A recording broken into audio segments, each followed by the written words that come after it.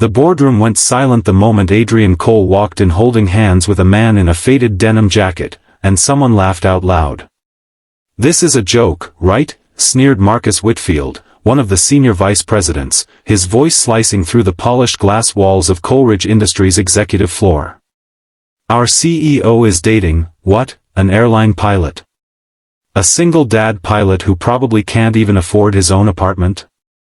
The room erupted in muffled snickers, the kind that hide behind hands and turn faces but still sting just as hard. Adrian felt the man beside him, Nathan Reyes, stiffen, his jaw tightening as he stared at the marble floor instead of the faces mocking him. Adrian squeezed his hand tighter. He had built this company from nothing alongside his late mother's vision, had clawed his way to the top through 12-hour days and sleepless nights, and yet none of that seemed to matter to people who judged a man's worth by the size of his paycheck rather than the size of his heart.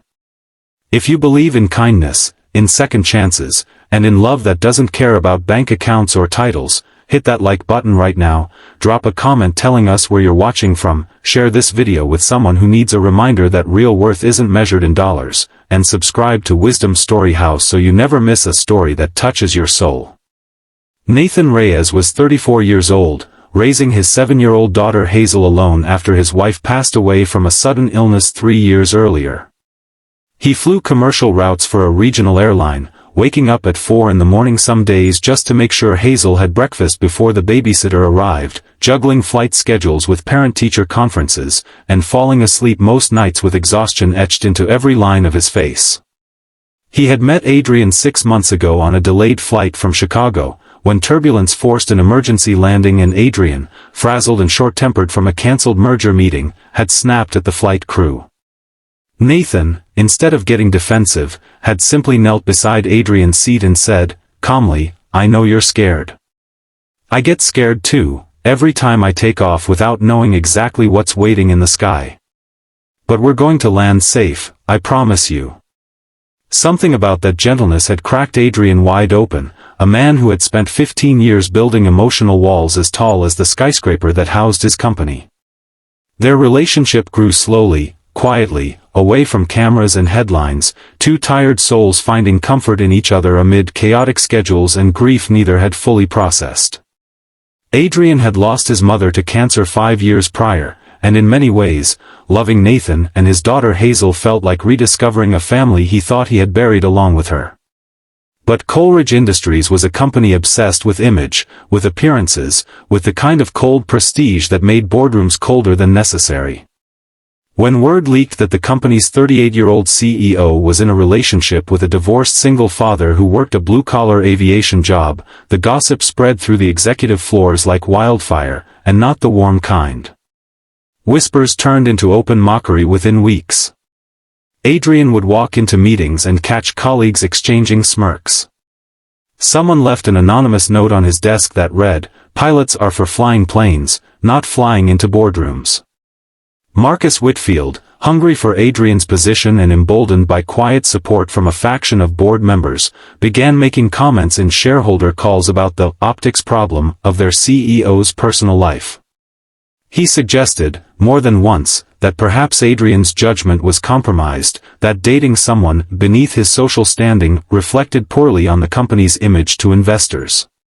Adrian absorbed each comment like a blow to the ribs, but he refused to let go of Nathan's hand, refused to hide him away like a secret too shameful for daylight. The cruelty reached its peak during the annual shareholders' gala, a glittering evening meant to showcase Coleridge Industries' achievements to investors, partners, and press. Adrian had invited Nathan, dressed sharply in a borrowed tuxedo that didn't quite fit right at the shoulders, his nervousness obvious but his presence steady.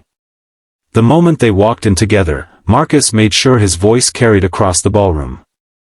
"I didn't realize Coleridge had started offering charity dates as part of our diversity initiative," he said to a cluster of board members, loud enough for half the room to hear, loud enough for Hazel's father to hear it too. Laughter rippled through pockets of the crowd. Adrian's hands shook with restrained fury, but before he could respond, before he could defend the man he loved in front of everyone who mattered to his company's future, the grand doors of the ballroom swung open. Every head turned. Walking in, flanked by two assistants and wearing an unassuming gray suit that somehow commanded more authority than anyone else's tailored tuxedo in the room, was Theodore Cole, Adrian's father, and the founder of Coleridge Industries before he'd handed the reins to his son a decade earlier.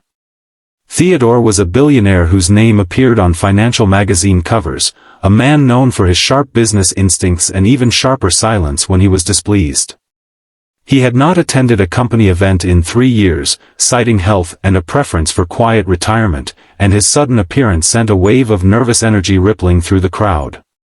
Marcus's face drained of color as Theodore's gaze swept the room and landed, deliberately, on him. "I heard," Theodore said, his voice calm but carrying an unmistakable weight, "that someone here has opinions about who my son chooses to love." The silence that followed was suffocating. Marcus stammered something about context, about optics, about shareholder concerns, but Theodore raised a hand, and the room obeyed. "Let me tell you something about character," Theodore continued, walking slowly toward the center of the ballroom, his eyes never leaving Marcus. 30 years ago, when I was building this company from a garage with nothing but a loan and a dream, a man who delivered packages to my office every single day became my closest friend. He had no degree, no fancy title, no inherited wealth. His name was Walter, and when I had nothing, when investors laughed me out of their offices, Walter believed in me. He worked 2 jobs to help me make rent on my first office space.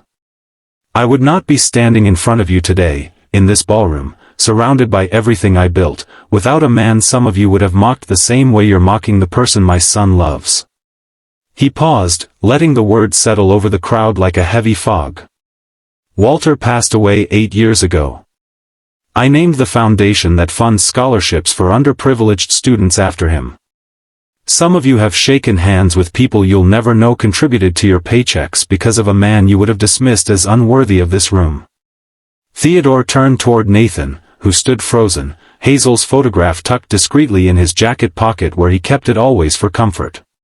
"Young man," Theodore said, his tone softening considerably, "I understand you fly commercial routes and raise a daughter on your own." Nathan nodded, his throat too tight to speak. "Do you know how many lives you've safely carried through storms, through mechanical failures, through fear? Do you know how much trust people place in your hands every single day?" Theodore's eyes glistened slightly, perhaps remembering Walter, perhaps remembering his own late wife, Adrian's mother, who had also come from nothing. That kind of responsibility, that kind of quiet strength, is worth more than every title in this room combined. He then turned to Marcus directly. "You're fired. Effective immediately.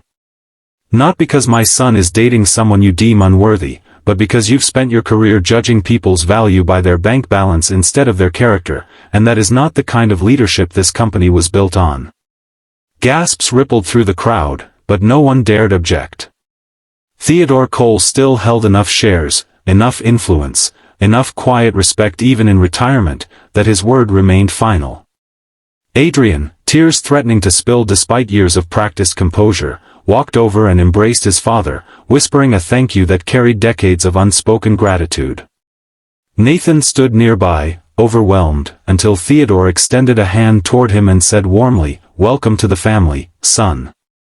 I look forward to meeting Hazel properly. Adrian tells me she makes the best paper airplanes." Nathan laughed through tears he didn't bother hiding anymore, and for the first time in months, he felt like he belonged somewhere without having to shrink himself to fit in. In the months that followed, Coleridge Industries quietly restructured its leadership culture, prioritizing values over vanity, substance over status symbols. Adrian and Nathan's relationship became public not through scandal but through genuine celebration, with Hazel eventually walking proudly beside them at company events, no longer a secret but a cherished part of Adrian's chosen family. Marcus's departure became a quiet lesson whispered through the halls for years afterward, a reminder that cruelty dressed as professionalism always eventually meets its reckoning. If this story touched your heart even a little, if it reminded you that real love and real worth have nothing to do with money or status, please take a moment to like this video, leave a comment sharing your thoughts, and share it with someone who might need this reminder today. And before we go, here's a special request. If you've ever been judged for who you love or where you come from, type "I believe in second chances" in the comments below, so we can see just how many hearts this story has touched today. Adrian and Nathan eventually married in a small ceremony overlooking the ocean, with Theodore walking Hazel down the aisle as the flower girl, and Walter's memory honored quietly in the wedding program as the man whose kindness, decades earlier, had taught a billionaire what truly mattered most in life.